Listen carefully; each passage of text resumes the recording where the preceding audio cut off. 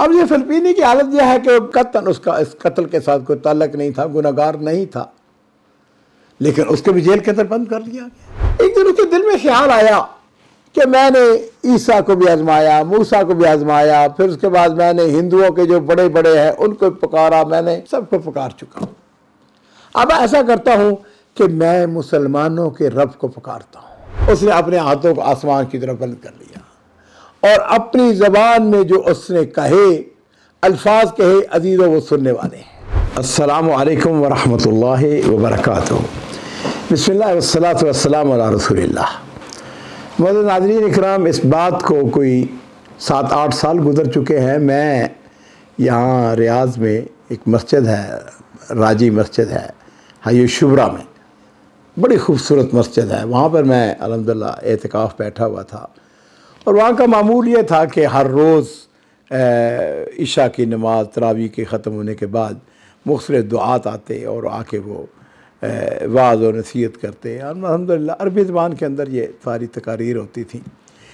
एक दिन एक दाई आया और बड़ा खूबसूरत वाक़या, उसको मैंने फिर अपनी डायरी के अंदर भी नोट कर लिया। और वो ये था कि रियाज़ के अंदर मुख्तलिफ़ कैंप हैं चारों अतराफ़ में। ज़ाहिर बात है जिस मुल्क के अंदर डेवलपमेंट हो रही हो तो वहाँ पर ये आम सी बात है कि कैंप होते हैं, उसमें मुलाजमीन, उसमें मुवज़्ज़फ़ीन, जी, उसमें लेबर। और लेबर आपको पता है कि उसके मसाइल बहुत सारे होते हैं। ज़रा सी बात के ऊपर कोई लड़ाई झगड़े हो जाते, कभी कभार, नादर ही सही, लेकिन बहरहाल इंसानी फितरत। एक दफ़ा ऐसा हुआ कि किसी कैंप के अंदर लड़ाई हो गई। उस लड़ाई के अंदर एक शख्स कत्ल हो जाता है और ये मामला कोई मामूली बात तो नहीं है सऊदी अरब के अंदर कत्ल का होना। पुलिस आई, उन्होंने क्या किया, उन्होंने जिसको मुश्तबे समझा उसको गिरफ्तार कर लिया। ये जो गिरफ्तार होने वाले थे उनमें एक फिलिपीनी भी था। अब ये फिलिपीनी की हालत यह है कि बिल्कुल गुनाह, यानी कत्ल उसका इस कत्ल के साथ कोई ताल्लुक नहीं था, गुनहगार नहीं था, लेकिन उसको भी जेल के अंदर बंद कर दिया गया। अच्छा, अब वो कैसे यकीन दिलाए उनको कि भाई मेरा इसके साथ कोई ताल्लुक नहीं है। उसने अपनी इंग्लिश ज़बान तो खैर उनको आती है, लेकिन उसने अपनी कोशिश की, उनको यकीन दिलाने की कोशिश की कि मेरा कोई ताल्लुक नहीं है, लेकिन उसकी सारी कोशिशें जो हैं वो रागा जा रही थी। तो एक दिन ऐसा हुआ कि उसने सोचा कि मैं क्यों ना अपने माबूद को पुकारूं, अपने रब को पुकारूं। अब मुसलमान तो था नहीं वो, और ना उसको कोई ख़ास अक़ीदा था, और ना ही वो अपने आप को कहलाता था कि भाई मैं ईसाई हूँ। असल में दुनिया के अंदर बहुत सारे मज़ाहिब में से एक मज़हब जो है वो लादानियत का भी है, यानी उनका कोई दीन नहीं होता।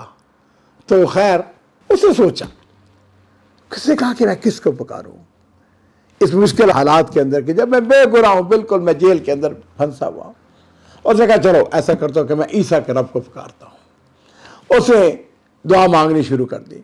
उसने कहा कि ईसा के रब, मैं ईसा का वास्ता देकर, जो भी उसके अपने अंदाज था, उसने दुआ मांगनी शुरू की। कितने दिन गुजर गए, उसकी फरियाद पूरी नहीं हुई। फिर उसने सोचा अच्छा फ़ायदा कोई नहीं, मैं मूसा के रब को पुकारता हूँ। उसने जेल के अंदर मूसा के नाम की दुआएं देने शुरू कर दी, मुख्तलिफ देवताओं को पुकारता रहा, उसकी दुआएं रद्द होती गई। बड़ा परेशान था, चुपके चुपके रोता था। एक दिन उसके दिल में ख्याल आया कि मैंने ईसा को भी आजमाया, मूसा को भी आजमाया, फिर उसके बाद मैंने हिंदुओं के जो बड़े बड़े हैं उनको पुकारा, मैंने सबको पुकार चुका हूँ। अब ऐसा करता हूँ कि मैं मुसलमानों के रब को पुकारता हूँ, शायद मेरी बात सुनी जाए, हो सकता है मेरी मदद हो जाए। अब क्या किया उसने अपने हाथों को आसमान की तरफ बंद कर लिया और अपनी ज़बान में जो उसने कहे अल्फाज कहे, अजीज़ों वो सुनने वाले हैं। कहने लगा, ए मुसलमानों के रब, उनके इलाह, मैं मुसलमान तो नहीं हूँ, मगर मैंने सारे दरवाजे खटखटा लिए हैं, सारे दरवाजे मुझको बंद मिले हैं। ए अल्लाह, मैं अब आपसे, आपके दर का सवाली हूँ, मैं आपसे मदद चाहता हूँ। तू मुसलमानों का रब है, मेरा भी तू रब है, मेरी मुश्किल आसान कर दे। नाज़रीन इकराम, ये शख्स लंबी दुआएं मांगता रहा, अपनी दरख्वास्त को दोहराता रहा कि उसको राही मिल जाए। और आपको ये जान के खुशी भी होगी, ताज्जुब भी होगा कि अभी उसने अपने हाथों को नीचे किया ही था कि एक सिपाही ने आके उसकी कोठरी का दरवाज़ा खटखटाया।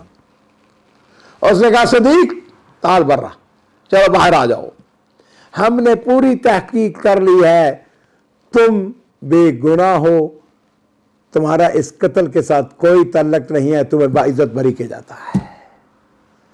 और थोड़ी देर के बाद वो आज़ाद फ़ज़ाओं में सांस ले रहा था। और नाज़रीन किराम, पता है उसने क्या किया?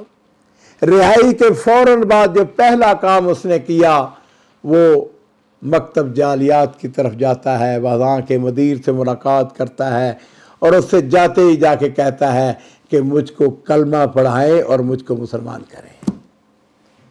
मुदीर कहने लगा कि तुम्हारे कोई सवालात, कुछ होता है ज़हन में, कोई अश्कार होती हैं, कुछ सवालात करो कुछ। उसने कहा, मुझे तमाम सवालों का जवाब जो है वो ऑलरेडी मिल चुका है। मुझे उस इलाह की ज़रूरत है जो मुस्तरब और लाचारों की मदद करता है, उनकी दुआओं को सुनता और कबूल करता है। और मैंने अपने सच्चे रब को पुकारा है, मेरे सच्चे रब ने मेरी दुआ को कबूल कर लिया है। मुझको किसी सवाल जवाब की ज़रूरत नहीं है। और इस तरीके से अजीज़ों उसने कलमा पढ़ा और फिर वो मुसलमान हो गया।